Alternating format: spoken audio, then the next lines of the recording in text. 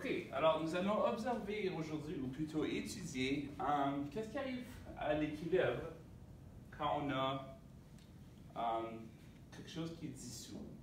Là, quand on parle de la solubilité, on parle d'une soluté et d'un solvant. Et on a la soluté qu'on a définie lors du dernier cours. Alors, si on était pour prendre un récipient, comme un bécher, et dans le bécher, j'étais pour mettre une certaine quantité de sucre, okay? À un certain point, le sucre va se dissoudre. Alors, dans ce cas-ci, l'eau serait le solvant, parce que l'eau, le sucre est en train de se dissoudre dans l'eau, et puis le sucre, les particules de sucre dedans, ça pourrait être le sel, ça pourrait être n'importe quel autre produit, ça serait le soluté. Alors, le soluté, c'est ce qui se fait dissoudre à l'intérieur. Alors, si j'ai un récipient d'eau, puis j'ajoute du sucre, ça va se dissoudre. Puis on peut le mélanger, puis on peut continuer d'ajouter du sucre. À un certain point, notre solution va arriver à un point important.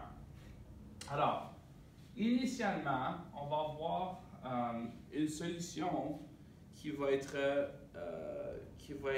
non saturée, okay? Ou non saturée. Alors, on aurait une solution non saturée pour commencer. En d'autres mots, on veut dire qu'on pourrait encore mettre d'autres sucres. Okay? On n'a pas mis la quantité maximum de sucre dans l'eau. Alors, ça serait non saturé. Alors, on pourrait écrire capable de dissoudre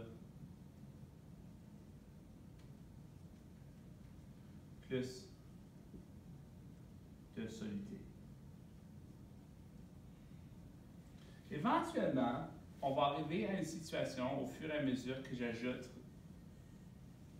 du sucre dans mon eau, à une situation où, si j'ajoute un autre sucre, je vais arriver à, ça va être quasiment un sirop. Si j'ajoute un autre molécule de sucre ou quelques molécules de sucre, on va avoir une solution, ce qu'on appelle saturée. Okay? Alors, une solution saturée. Et dans une solution saturée, okay, on a dissous la quantité maximum de sucre. Alors,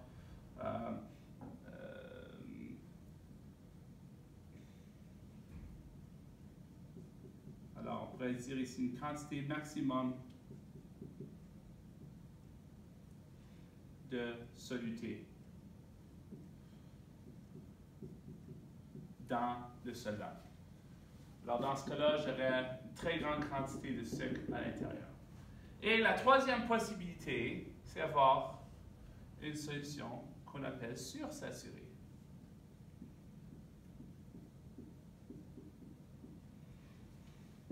Okay? Et quand on a une solution sursaturée, on a plus de soluté qu'il y a assez de solvant pour dissoudre. Donc, on pourrait dire trop de soluté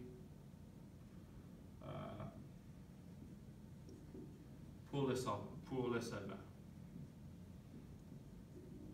Et dans cette situation-là, dans la majorité des cas, on va voir qu'on va avoir du sucre solide qui va rester solide au centre, puis le liquide va rester saturé.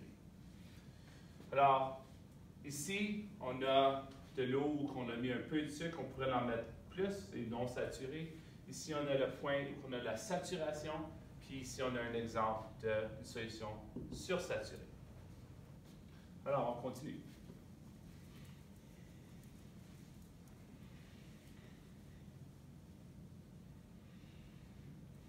Si on était pour prendre juste de l'eau salée plutôt que du sucre, on pourrait prendre de l'eau comme solvant, puis cette fois-ci un sel. Ça pourrait être n'importe quel type de sel, du KCl, ça pourrait être du KNO3 ou du NaCl, n'importe quel sel qu'on pourrait classifier comme sel. Si j'étais pour le mettre dans l'eau, encore encore une fois, j'ai un peu la même situation. J'ai un récipient d'eau, j'y ajoute du sel. On a une situation où on a ceci. Okay? J'ai du sel qui est à l'état solide, okay? Qui va devenir, puis on va le mélanger avec de l'eau, on va dire, okay? Liquide. Et qu'est-ce qui va arriver, c'est que quand le sel se dissout, la molécule se défait, se dissocie, elle disparaît. Dissociation, ça se casse en deux, un peu comme dans les acides qu'on vient d'apprendre. Alors, ce qu'on va voir, c'est qu'on va voir des molécules, ou plutôt des ions de sodium, qui vont être en présence d'eau, du sodium aqueux, puis on va voir des ions de Cl- qui vont être aussi aqueux. Mais dans l'eau, la quantité d'eau joue un facteur important de la dissolution, mais un peu comme quand on traite avec les acides, l'eau est dans les deux environnements. Alors, dans ce cas ici, ce que je vais faire, c'est que je vais éliminer l'eau de ma formule parce qu'elle est omniprésente, elle est toujours présente. Et je peux la simplifier, j'ai quelque chose qui ressemble à ceci.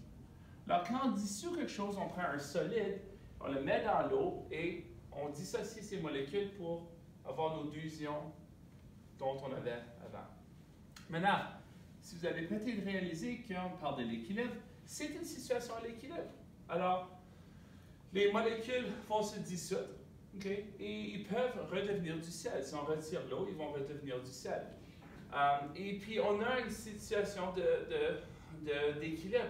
Même chose qu'on a fait avec toutes les autres situations de l'équilibre. Sauf cette fois-ci, on a un solide qui devient maintenant qui devient liquide. Ben, c'est encore solide, mais c'est dissocié. Alors, on a des ions qui flottent entre les molécules d'eau. Alors, si on était pour regarder à ça, puisqu'on a une situation d'équilibre encore, on a encore une situation où on a le potentiel d'avoir une constante d'équilibre. Alors, si on a une petite quantité de sel, n'est-ce pas, je pourrais dissoudre une petite quantité. Si j'ai une grande quantité de sel, la quantité de sel que j'ai dissous dans mon eau, ou plutôt la concentration que je vais dissoudre dans l'eau, va affecter directement la quantité de NaCl que je peux dissocier. Okay? Alors, si j'étais pour mettre une grande quantité de sel, éventuellement, je vais avoir du sel au fond puis de l'eau salée, je vais avoir une solution sursaturée. Donc, si on était pour traiter ça comme n'importe quelle autre réaction à l'équilibre, on a un point, on a une constante d'équilibre, n'est-ce pas, qui va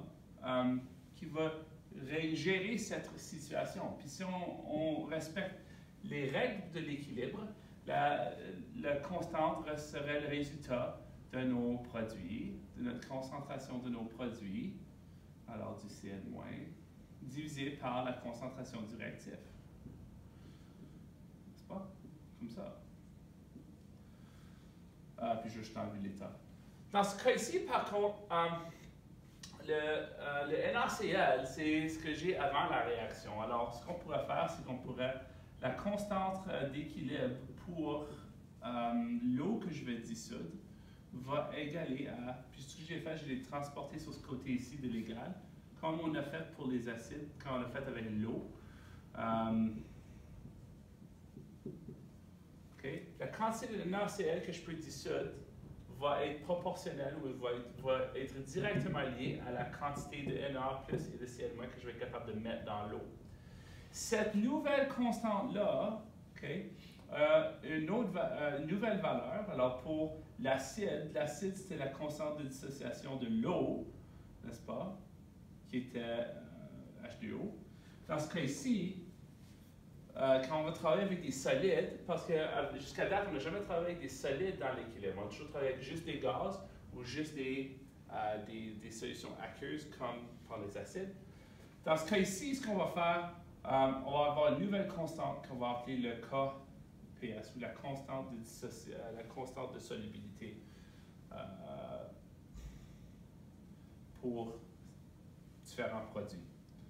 Alors, dans ce cas ici, ça va être une valeur qu'on va appeler le KPS, okay, pour ça. Alors, le KPS va dire combien que je peux dissoudre là-dedans selon la quantité initiale que je vais mettre là-dedans et combien que je vais recevoir de mes différents ions.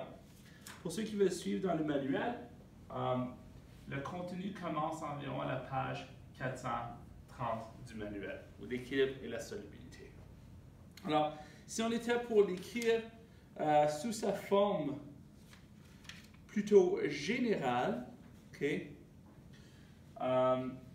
cette formule de KPS, OK, quand on va dissoudre quelque chose, on va presque toujours le dissoudre en deux ions, un ion positif et un ion négatif. Alors, on va avoir deux réactifs, deux produits, puis on a notre réactif qui va se dissoudre. Alors, ici, on va toujours avoir nos deux produits. Alors, nouvelle formule, le KPS. Alors, allons regarder, je vais juste réécrire page 430 et les pages suivantes. Alors, on a le KPS. Voilà. Ça, c'est la constante. C'est quoi le vrai nom ici? La constante de. On va appeler ça le produit de solubilité. Constante pour la solubilité. On va appeler ça le produit de solubilité.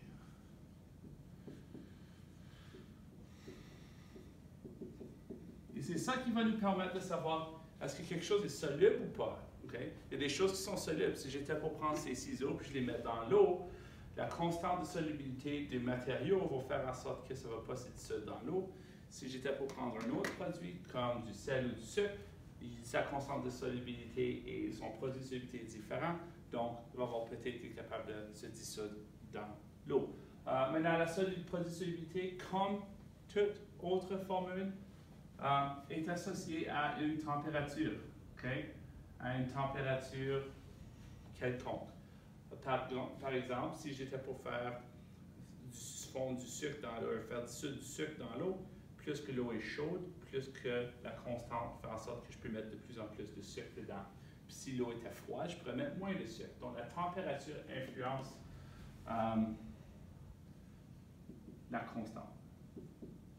Alors, dans votre examen du ministère, dans votre manuel, dans vos livrets avec les formules, vous avez des valeurs de KPS standard pour différents produits.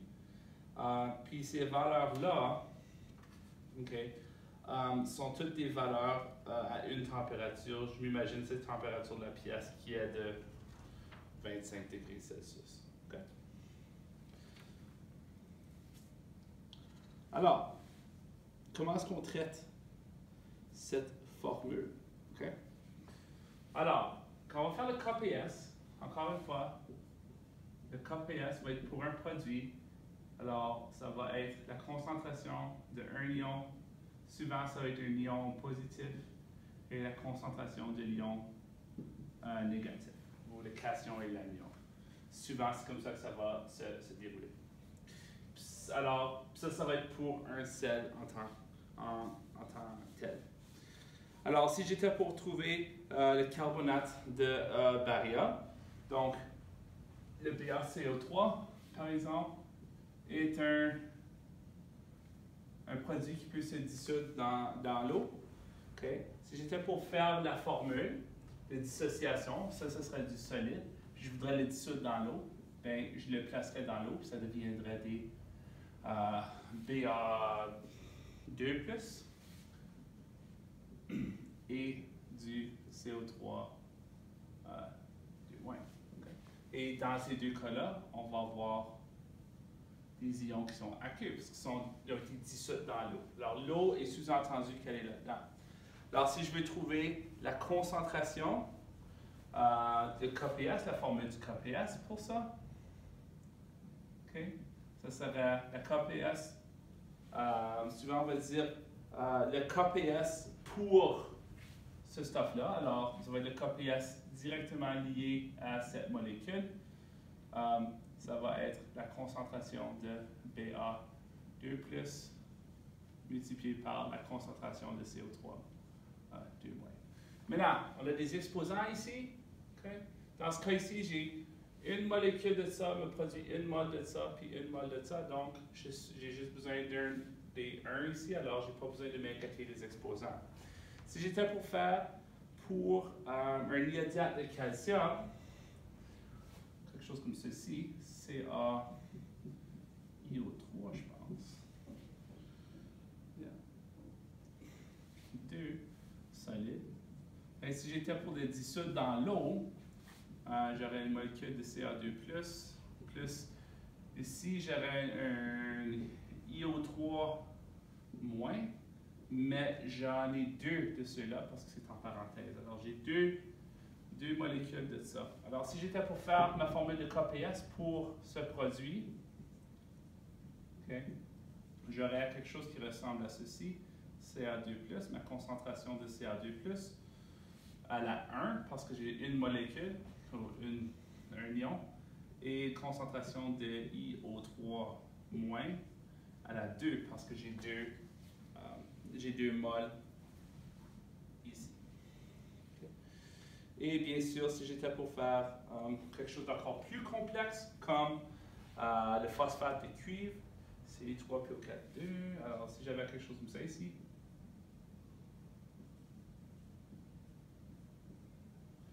okay, alors il va falloir vous sortir vos tableaux périodiques, puis vos listes d'ions. Si j'étais pour faire celui-là, le dissoudre dans de l'eau, j'aurais du cuivre 2+, et j'aurais des phosphates. Puis ces phosphates-là sont tous 3-. Alors j'ai 3 cuivres. Alors dans ce cas-ci, j'aurais 3, ça serait un cuivre. Puis j'aurais 2 phosphates. Okay? Plus 6 comme valeur totale, plus 2 fois 3. Et ici, moins 6. Donc mes ions fonctionnent. Alors si j'étais pour exprimer la formule de KPS, dans ce cas-là, okay, pour cette molécule-là, j'aurais du cuivre 2+ à Q avec un 3 comme exposant et ma molécule de PO4 3- avec un 2 parce que j'en ai 2 dans mes proportions. Donc là, j'ai une molécule, combien est-ce que je peux dissoudre? Ça va faire 3 molécules de ça, 2 molécules de ça. Et ça, c'est comment on exprime nos formules de KPS. Okay. Ensuite, la prochaine étape, ça va être de faire des calculs. Okay. Alors, pour commencer, vous pouvez faire ça, et puis vous pouvez faire à la page 432, les questions 9 à 12, qui correspondent simplement de prendre des formules puis les décomposer pour trouver la formule de KPS. Alors faites ça et puis allez, prenez une dizaine de minutes pour faire ça. Vous n'avez pas besoin de toutes les faire, faisant seulement quelques-unes. Et puis après ça, on va faire une autre vidéo pour aller pousser les calculs un peu plus loin.